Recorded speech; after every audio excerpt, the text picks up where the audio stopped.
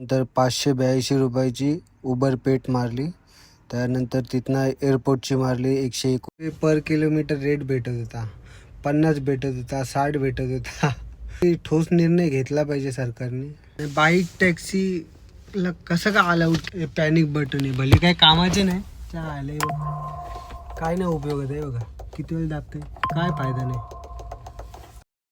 चलो भाई देखो अब मैं क्या करता हूँ. तर गुड मॉर्निंग मित्रांनो, नवी मुंबईच्या रिक्षावाल्या चॅनलमध्ये तुमचं स्वागत आहे. आज लवकर निघलेलो धंद्यावर, कारण काल दिवसभर झोपून काढलेलं आणि संध्याकाळची निघलो. तर लवकर निघलो 7 वाजता निघलो. तर बघते भरपूर कमी रेट. तर बोललो जाऊ दे, चल थांबतो 8 वाजेपर्यंत. 8 वाजेपर्यंत थांबलो तर बघतो तरी तेच चालू आहे. मग काय वैतागलो शेट. आज आहे ना, आज 12 रुपये, 10 रुपये, 11 रुपये या भावाने रेट भेटतोय. त्यापेक्षा न केलेलाच बरा ना धंदा. तर तेवढ्यात म्हणजे आता 7 वाजल्यापासून आलो आहे, आता 10 वाजले. 10 वाजायला आले. 10 वाजले म्हणजे 10 वाजून 38 म्हणजे 11 वाजत आले जवळजवळ. एक भाडा नाही. तर रिझर्वेशन मगाशी उचलून ठेवलेली आहे मी पेटची.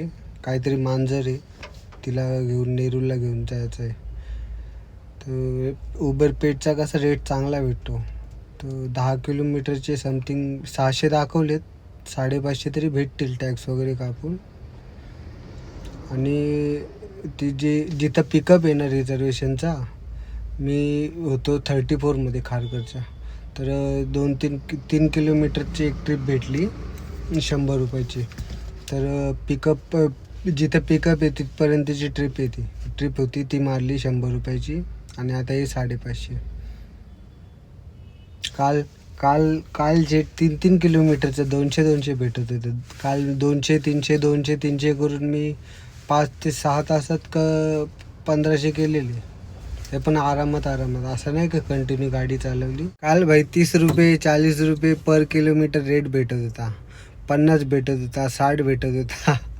आणि आज बघा काय आले ते. जेवढे आंदोलन करतायत ना, तेवढं अजून रेट कमी होते. या गोष्टीवर काहीतरी ठोस निर्णय घेतला पाहिजे सरकारने. गरिबांवर पण आमच्यासारखं लक्ष दिला पाहिजे. काय कमिशनच खात बसायचा. बाकी मला एक समजत नाही, बाईक टॅक्सीला कसं का अलाउड केलं तेच डोक्यात बसत नाही.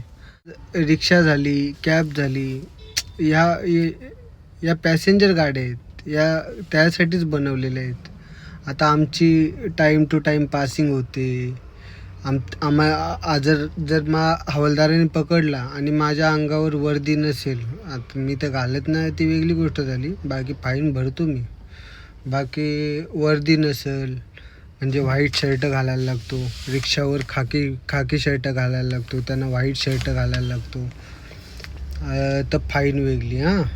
इन्शुरन्स टाईम टू टाईम भरायला लागतो. जर इन्शुरन्स नसेल भरला तर आमची गाडी ऑफलाईन होते. PUC काढायला लागतो. PUC नाही काढला तर वॉर्निंग येत राहते. अजून PUC झाला, गाडीचा फिटनेस वगैरे सगळा टॅक्स, रोड टॅक्स वगैरे सगळा टाईम टू टाईम करायला लागतो आम्हाला. अजून जर हवालदारने पकडला, RTOने पकडला, जर माझ्याकडं लायसन असेल, लायसन सोबत जर बॅच नसेल तर वेगळा 1000-2000 फाईन. तर हे सगळे पॅनिक बटन आहे, भले काही कामाचे नाही आले, काय नाही उपयोगात आहे बघा. किती वेळ दाबते, काय फायदा नाही. तर बघितला असेल तुम्ही पॅनिक बटनचा झोल. जवळजवळ 22,000 काय 18,000 काहीतरी भरायला लागतात आम्हाला रिचार्जचे. त्याचा उपयोग तर घंटा काय होत नाही. खतरनाक स्कॅम चालू आहे.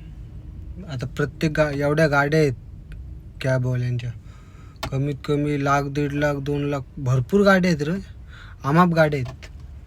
आता प्रत्येक गाडीला हे 18-20,000 झोलचे काढत आहेत. हे किती रुपयाचा असेल डब्बा?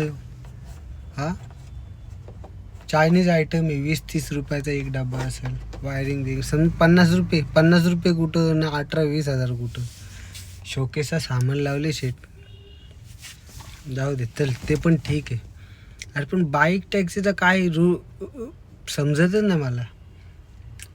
कशाला चालू केले, काय कारण आहे. लेडीजसाठी तर काय उपयोगाचे नाही, कारण बघितलं असेल तुम्ही या काही महिन्यात किती केसेस आल्या लेडीजच्या. एक तर ॲक्सिडेंट पण झाला, जागेच मेला बिचारा कोणतरी पॅसेंजर. यार काय मला समज नाही भाई. त्या खरा म्हणजे धंदा त्याच्यामुळे डाऊन झालेला आहे. नाहीतर तुम्ही लिगल तरी चालू करा ना त्यांचा. जशी टी परमिट गाडी आहे तशी टी परमिट बाईक पण चालू करा ना तुम्ही. आम्हाला काय प्रॉब्लेम आहे, आणि पब्लिकची पण सेफ्टी राहील ना. तर याच्यावर काहीतरी निर्णय झाला पाहिजे. बाकी आता बघू. आता एक ट्रिप उचलली ती उबेर पेटची. ती ट्रिप झाल्यानंतर तुम्हाला फीडबॅक देतो काय उबेर पेटची. तर मित्रांनो, पेटवाली ट्रिप सोडली मी, आणि तिथनं एअरपोर्टची ट्रिप घेऊन आलो आहे. आपला दिबा पाटील साहेब एअरपोर्ट पनवेलला आलो आहे घेऊन. आता उबेरचा पिन आला आहे. आता जातो टोकन घ्यायला. बघू आता किती वेळ येतो आणि कुठली ट्रिप भेटते.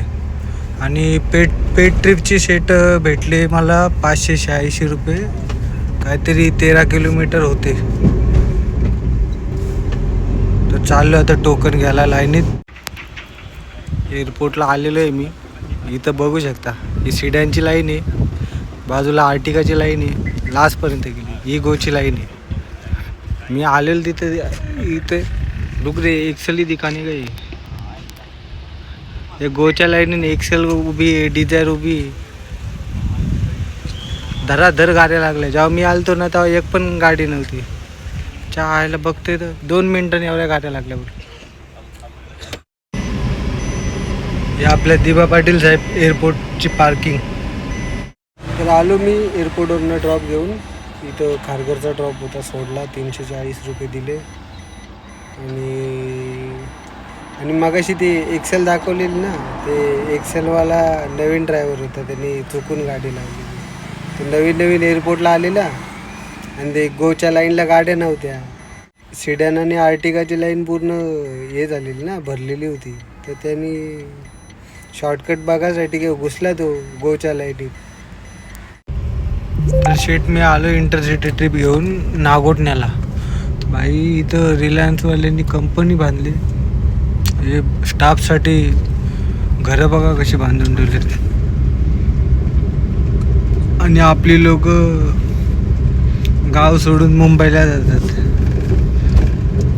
हे बघा इकडे सगळे बाहेरचे स्टाफ आलेले आहेत, बाहेरचे लोक कामाला. सगळे बाहेरचे लोक आहेत, ऑफिसर वगैरे सर्व. यूपी, बिहारची, गुजरातची सगळी भरलेली आहे. काय पॉश कॉलनी बांधली बघा. हां, तर मी काय सांगतोय, मी आलो खारघरवरनं आलो पनवेलची ट्रिप घेऊन.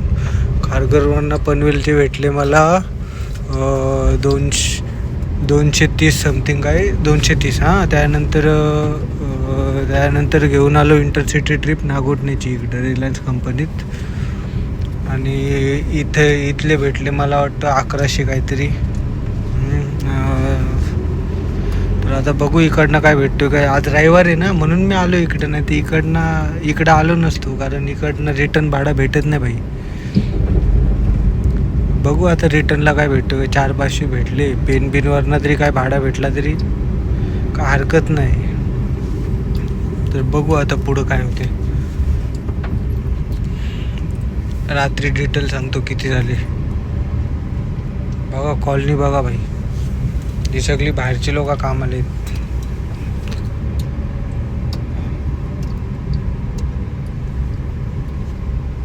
सगळं वॉचमॅन पासून ते ऑफिसर्सपर्यंत सगळी बाहेरची लोक आहेत. भाई मी याच्यासाठी इंटरसिटी ट्रिप मारतो. आहे ना ते गचगज ट्रॅफिक हे सगळं जमत नाही शेट. रिकाम्या रस्ते आपल्याला बरे. याच्यानंच शेट मजा आहे.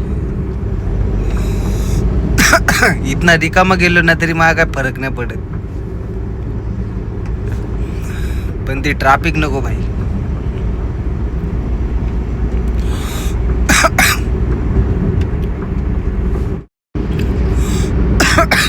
भाई निघलोय मी आता पनवेलच्या दिशेने. थांबलेल मी तिथे 2 तास नागोठण्याला, पण काही ट्रिप वगैरे काही वाजली नाही, तर निघलोय मी असाच आता. बघू आता रनिंगमध्ये काय भेटला वगैरे तर तुम्हाला सांगेन पुढच्या व्हिडिओमध्ये. बाकी आता सध्या तरी काय नाही. आता जवळजवळ वडकलला पोचायला आलो. ज्याला जो धंदा करणारा असेल माणूस त्यांनी चुकून पण या साईडला येऊ नये. आलास तर त्याला पॅसेंजरला आधीच सांगायचं, बाबा 400-500 एक्स्ट्रा होतील, 600-700 काय तुम्हाला पटल ते.